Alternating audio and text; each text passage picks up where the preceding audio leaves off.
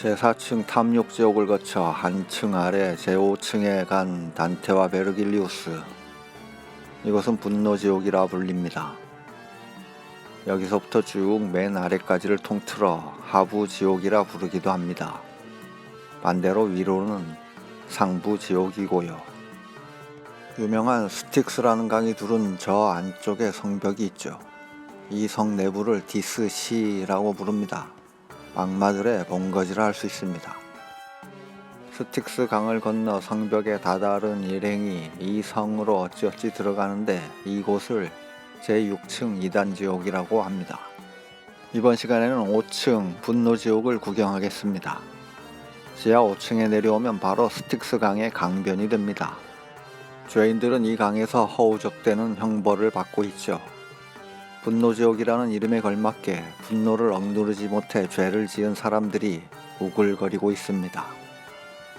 분노는 뉴스에 상투적으로 등장하는 홧김에와 더불어 욱해서 그 성질머리 때문에 같은 표현이 걸맞죠.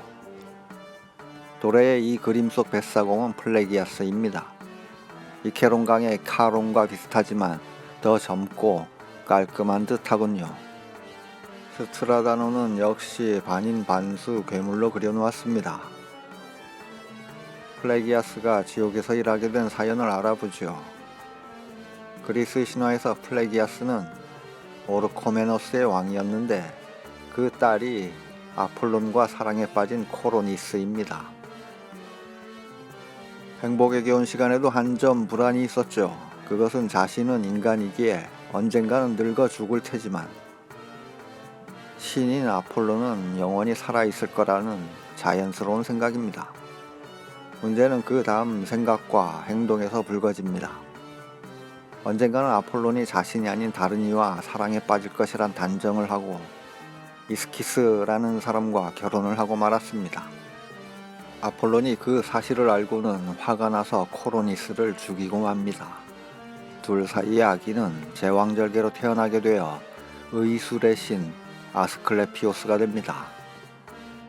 결국 플레기아스는 자신의 딸을 죽인 아폴론에 대한 분노를 그의 신전을 불태우는 것으로 풉니다.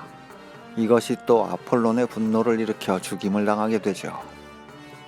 가만 보면 아폴론의 행위도 분노를 다스리지 못한 꼴인데 인간에게만 처벌을 가하다니 현대인인 저로서는 역시 분노가 살짝 일어나는군요. 어찌 보면 불쌍한 플레기아스의 배를 타고 스틱스를 건넌 일행은 건너편 디스성 앞에 다다랐습니다. 흑백 그림이라 불의 기운을 강조하여 봤습니다. 도래의 이 그림을 좀 더 자세히 보죠. 베르길리우스가 배에서 내려 서 있습니다. 팔을 들어 저 불을 가리킵니다. 성문이 저기 있다는 건지도 모르죠.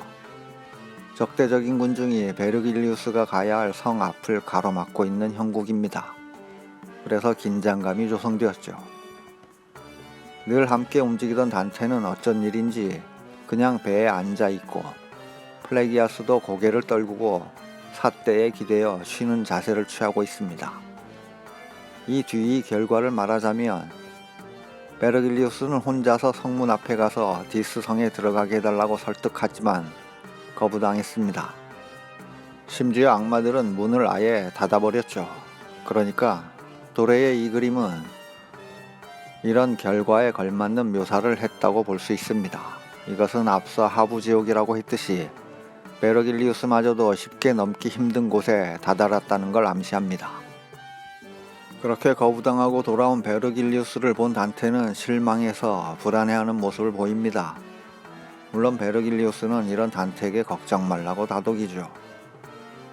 로마 시대의 전설적인 마녀 에릭토를 언급하며 이 마녀가 자신의 영혼을 불러내 여기 지옥의 밑바닥까지 온 적이 있으니 아주 길을 잘 안다고 말입니다. 흰머리 할머니의 추레한 옷차림을 한 에릭토의 모습은 오늘날의 마녀와도 별로 다르지 않죠. 하지만 이전 고대 그리스 시대에는 아리따운 젊은 여성으로 그려졌다고 합니다. 그런 와중에 등장한 빌런이 있었으니 메가이라, 티시포네, 알렉토입니다. 이 셋을 묶어서 에리니에스라고 합니다. 이들의 태생에 관한 몇 가지 설 중에 이 닉스의 딸이라는 이야기가 많기에 닉스강이 주 공간인 이 분노지옥에서 등장하는 것은 어색하지 않습니다. 또 일설에 미노스의 형제인 라다만티스가 판결을 내리면 이들이 형벌을 가하는 역할을 맡고 있다고도 하죠. 지상 곧 이승에서 큰 죄를 지은 인간들에게도 악착같이 쫓아가서 벌을 주는 신입니다. 이 신은 오레스테스를 그렇게 무지하게 쫓아다녔습니다. 근데 오레스테스는 잡힐만 하면 아폴론의 도움으로 벗어나게 되었죠. 결국 오레스테스에게 살해당한 어머니인 클리템네스트라의 영혼이 에리니스가 잠든 때에 나타나 깨워서 잡게 됩니다. 그런데 아테나가 오늘날 배심원 제도처럼 여럿이서 투표하자고 했는데 마침 동률이 됩니다. 결국 아테나가 직권으로 오르테스를 살려주자고 판결하죠. 화가 난 에리니에스는 아테네 땅에다가 저주를 행사해버립니다. 그 위력에 눌린 아테나는 달래느라 애를 먹었다고 합니다. 개인적으로는 제주도 신화에서 이승의 아기를 관장하는 삼승할망과 저승의 구삼승할망의 경합, 그리고 결과 승복의 과정도 이와 유사하다는 점이 놀라웠습니다. 이 이야기는 안내글에 링크 걸어둘 테니 함께 보시기 바랍니다. 구독도 해주시면 고맙겠고요. 단테와 베르길리우스가 만난 에리니에스의 자리에 또 다른 괴물이 추가되었습니다. 저 유명한 메두사죠. 에리니에스는 이렇게 소리 지릅니다. 메두사여 오라. 저 녀석을 돌로 만들자. 에리니에스의 머리에 있는 뱀들을 메두사라고 부른 것인지 다른 곳에 있을 메두사를 나오라고 부른 것인지 헷갈리는데, 게다가 메두사도 이 에리니에스처럼 세 자매로 구성된 괴물 고르고의 일원으로 거론되곤 합니다. 암튼 둘이 다르니까 따로 있는 메두사를 에리니에스가 호출한 것으로 정리해봅니다. 이 메두사 이야기도 간단히 들어보죠. 포세이돈이 아리따운 메두사에 반해 사랑을 나누었는데 그게 하필이면 아테나의 신전이었습니다. 그러자 모욕감을 느낀 아테나가 메두사에게 저주를 걸어버려서 특히나 아리따웠던 머리카락이 레게, 아니 뱀 머리카락으로, 하체도 뱀으로 변했습니다. 페르세우스가 메두사의 목을 베어오는, 사실은 거기서 죽으라는 미션을 받았는데 아테나가 준 방패 덕분에 무사히 성공했고, 나중에 그 방패에다 트로피 곧 전리품으로 메두사의 머리를 붙였으니 이 그림이 이 방패를 그렸다고 보면 되겠습니다. 덧붙이자면 에리니에스가 메두사를 부르고는 우리는 테세우스의 공격에 복수하지 못했다 라고 말합니다. 에리니에스나 메두사가 테세우스와 엮인 일이 있는지 궁금해서 봤는데 못 찾겠더군요. 아마도 페르세우스를 잘못 적어놓은 게 아닌가 생각해보는데 천하의 단테가 이런 실수를 했을까 싶기도 하고, 암튼 알쏭달쏭합니다. 어쨌든 메두사의 등장에 베르길리우스가 재빨리 단테에게 소리질렀습니다. 몸을 뒤로 돌리고 눈을 감으라고 말이죠. 안 그러면 돌이 되어 굳어버릴 테니까요. 잠시 뒤에 베르길리우스가 저기 강을 가로질러 오는 광경을 보라고 일깨웠죠.